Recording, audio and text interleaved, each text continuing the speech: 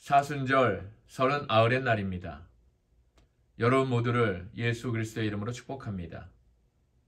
Day 39 거룩한 땅이라는 제목을 가지고 출애굽기 3장 5절의 말씀으로 시작합니다.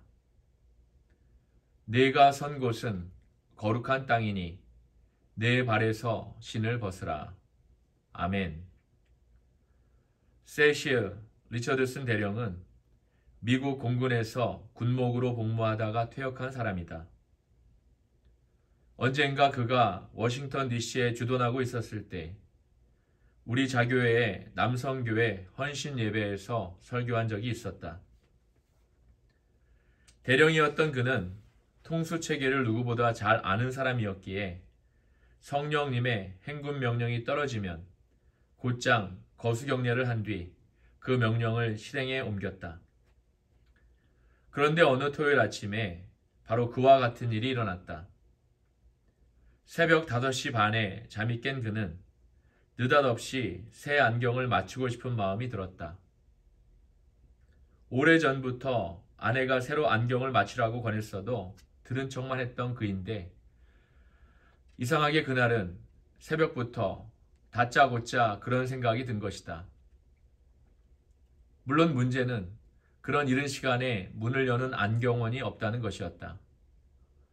할 수 없이 리처드슨 대령은 데니스 식당으로 가서 천천히 아침 식사를 한 뒤에 근처에 안경원이 문을 열자마자 가게 안으로 들어갔다. 그런데 문을 열고 안으로 들어가는 순간 왠지 매장에 있는 주인 여자에게 자신이 군목이었다는 사실을 밝혀야 할 것만 같았다. 처음에는 군인 할인을 받으려는 것 같아 그런 생각을 무시하고 싶었지만 그래도 알려야 한다는 생각이 강해지자 그는 성령의 명령에 거수경례를 하고서 짧게 저는 군목입니다 라고 말했다. 그런데 놀라운 건 그 말을 듣는 순간 그 여인이 보인 반응이었다. 금세 두 눈에 눈물이 그렁그렁해지더니 그를 바라보며 이렇게 말하는 것이었다. 제 남편도 군인인데 지금 해외 파병을 받아 외국에서 복무하고 있어요. 그런데 얼마 전에 제가 암에 걸렸다는 걸 알게 되었답니다. 도무지 무엇을 어찌해야 좋을지 알 수 없어서 어제 친구랑 같이 군목이신 분을 보내달라고 기도했어요. 그런데 여기 이렇게 오셨네요. 이럴 때 우리는 소름이 돋는다. 그러면서 하나님이 우리 삶의 세세한 것까지 얼마나 자상하게 챙겨주시는가를 새삼 깨달으며 뭉클하게 된다. 그리고 우리가 거룩한 곳에 서 있다는 걸 알고 신발을 벗게 된다. 양치기를 생각해보라. 이 세상에서 양을 치는 일처럼 단조롭고 지루한 일이 또 있을까? 그런데 모세는 그 일을 40년 동안이나 했다. 아마 하나님이 자신을 목초지로 쫓아버렸다고 느꼈을 것이다. 한때는 노예살이하는 이스라엘 백성의 구원자를 꿈꾸었건만 애굽인 노예 감독을 쳐 죽인 뒤에 그 꿈은 물거품이 되어 오히려 자신이 도망자 신세로 전락하고 말았다. 그 후 40년간을 모세는 사막 한 구석에서 영적 망명자로 살아갔다. 그러던 어느 날 하나님이 불타는 떨기나무 사이에서 그에게 나타나셨다. 나는 이런 상상을 해본다. 그날 아침에 잠에서 깬 모세는 신발을 신고 지팡이를 손에 들고서 오늘도 평소와 다를 게 없는 그저 여느 날과 똑같은 하루가 될 것으로 생각했을 것이다. 그러나 잊지 마라. 하나님이 어느 순간 어떤 방식으로 우리에게 나타나서 역사하실지는 아무도 모른다. 유대인 학자들은 하나님이 왜 하필 불타는 떨기나무에서 나타나셨는가를 논란거리로 삼아왔다. 천둥이나 번개를 보내셨다면 모세의 시선을 끌기에 더 효과적이지 않았을까? 게다가 하필 왜 인적도 없는 황량한 사막에서 나타나셨을까? 애굽의 궁전이나 피라미드가 더 좋지 않았을까? 학자들은 마침내 하나님이 불타는 떨기나무에서 나타나신 이유는 한 가지밖에 없다는 결론을 내렸다. 이 세상에 하나님이 계시지 않는 곳은 한 군데도 없다는 것, 심지어 사막의 한 구석에 있는 떨기나무 사이에도 계시다는 것을 보여주기 위함이라는 것이다. 그래서 그들은 하나님께 그 장소라는 이름을 붙여드렸다. 나는 그 이름이 정말 마음에 든다. 하나님은 여기든 저기든 어느 곳에나 계신다. 따라서 우리가 어디에 있는가는 아무런 문제가 되지 않는다. 하나님은 우리가 있는 바로 그 장소에서 우리를 만나 주실 것이다. 몇 해 전에 켄 가옵이라는 사람의 기도 간증을 듣게 되었다. 그것은 내가 여태껏 들은 것 중에 가장 놀랍고도 신기한 간증이었다. 가족을 차에 태우고 오하이오주 데이턴 부근의 I-75 고속도로를 달리던 켄은 한 식당에 들어가기 위해 차를 멈추었다고 한다. 차에서 내린 아내와 아이들은 곧바로 식당에 들어갔고 그는 다리 운동을 조금 하다가 주유소 앞을 지나서 식당을 향해 걸어가고 있었다.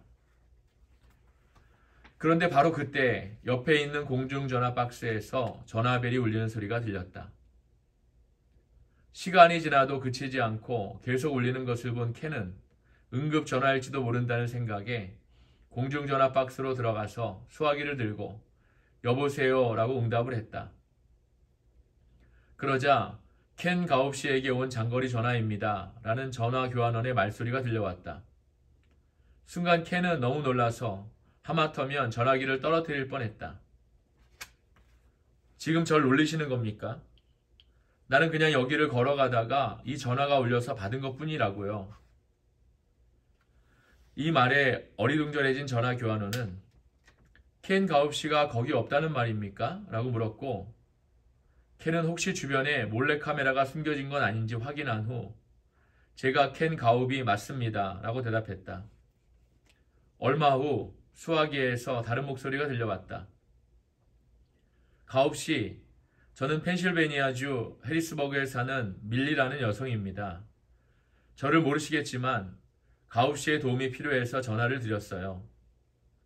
밀리는 자신이 유서를 쓰고 자살을 하려고 했지만 죽기 전에 한 번 더 기도라도 해보자는 심정으로 하나님, 저는 진짜 이러고 싶지 않습니다 라고 기도를 했다고 한다. 그런데 그때 텔레비전에서 켄 가옵이라는 상담가를 본 기억이 머리를 스쳤다. 그리고 그분과 이야기를 한다면 그분은 분명 나를 도와줄 수 있을 거야 라는 생각이 들었다고 한다. 하지만 당시는 구글이 생겨나기 전이었고 켄 가옵의 소재를 알아내는 건 불가능에 가까운 일이었다. 밀리가 계속 기도를 하고 있을 때 머릿속에 어떤 전화번호가 떠올라서 즉시 그 번호를 종이에 적었다. 그러면서 하나님이 내게 가옵 씨의 전화번호를 알려주는 거라면 이보다 좋은 일이 어디 있을까라는 생각을 했다고 한다. 밀리는 켄에게 결국은 이 번호로 전화를 한번 해보자고 시도를 했지만 진짜로 교환원이 가옵 씨를 바꿔준다고 했을 때 도저히 믿을 수가 없었어요 라고 말했다. 그리고 켄을 향해 지금 상담 사무실에 계신가요? 라고 물었다. 켄이 아니라고 하자 밀리는 놀란 듯이 소리를 지르며 그럼 어디에 계세요? 라고 재차 물었다. 그 말에 켄은 지금 당신이 저한테 전화를 한 거잖아요 라고 하자 저는 제가 어느 지역에 전화하는 건지도 몰랐어요. 그냥 종이에 적힌 전화번호로 전화한 거예요 라는 대답이 돌아왔다. 켄이 밀리를 향해 말했다. 당신은 믿지 못하겠지만 나는 지금 오하이오주 데이턴 도로에 있는 공중전화 박스 안에 있어요. 거기서 무엇 하시는데요? 라는 밀리의 질문에 켄은 공중전화를 받고 있지요 라고 대꾸했다. 켄은 이 간증의 마지막에 다음과 같은 말을 덧붙였다. 공중전화 박스를 나오는 순간 우리 하나님 아버지가 자녀들 한 사람 한 사람을 얼마나 세심히 보살피시느냐는 생각에 전율이 일어났다. 대체 이 얼마나 불가사의한 일이란 말인가. 그 많은 전화번호와 그 많은 번호의 조합 속에서 전지전능한 하나님만이 바로 그 시각에 바로 그 공중전화번호를 그 인에게 알려주실 수 있지 않겠는가? 전화를 끊고 식당으로 들어간 켄은 가족들 곁에 앉았어도 여전히 벌어진 입을 다물지 못했다. 그리고는 옆에 앉은 아내를 향해 말했다. 믿기지 않겠지만 하나님은 지금 내가 어디에 있는지를 정확히 알고 계셔. 성경에는 신을 벗으라는 이상한 명령이 딱 2번 등장한다. 첫 번째는 이스라엘 백성을 애굽에서 구출하기 전에 하나님이 광야에서 모세에게 신을 벗으라고 명령하셨고, 2번째는 여리고성을 점령하기 전에 여호수아에게 신을 벗으라고 말씀하셨다. 여호수아는 모세의 수종자였기 때문에 아마도 불타는 떨기나무 이야기를 여러 번 들었을 것이다. 그러나 누구도 다른 사람의 체험이나 영성에 기대어 살아갈 수는 없다. 우리에게는 자신의 신앙 체험, 자신의 간증이 필요하다. 그럼 하나님은 왜 그들에게 신발을 벗으라고 요구하셨을까? 나는 신발을 벗는 행위가 겸손과 경배를 상징하는 것이라서 그런 게 아닐까 추측해 본다. 즉 하나님에 대한 전적인 신뢰를 표현하는 동시에 하나님과 모세, 하나님과 여호수아 사이에 있는 어떤 장애물도 제거한다는 뜻이었을 것이다. 사족을 붙이자면 나는 글을 쓸 때마다 신발을 벗는 습관이 있다. 내게 하나님의 기름 부음이 필요하다는 것과 글쓰기가 나의 신성한 사명임을 상기하기 위해서다. 마지막으로 누구나 알고 있는 너무 뻔해서 쉽게 지나치는 그러한 사실 한 가지를 언급하고 마무리하겠다. 하나님이 말씀하신 거룩한 땅은 약속의 땅 가나안을 의미한 게 아니었다. 그 당시 모세가 서 있었던 땅을 의미했다. 당신도 약속의 땅에 들어가서 하나님을 경배하겠다고 생각하지 마라. 그곳에 이르기 전에도 그분을 경배해야 한다. 지금 이곳이 거룩한 땅이다. 지금 이 순간이 거룩한 순간이다. 바로 여기, 바로 지금 당신의 신발을 벗어라. 아멘. 오늘의 기도 전략입니다. 기도의 목적은 하나님께 명령을 내리는 게 아니라 하나님으로부터 명령을 받는 것이다. 아멘. 오늘도 우리에게 주신 귀한 말씀을 가지고 승리하시고 은혜와 평안이 충만한 하루가 되시는 저와 여러분이 되기를 예수 그리스도의 이름으로 축복합니다.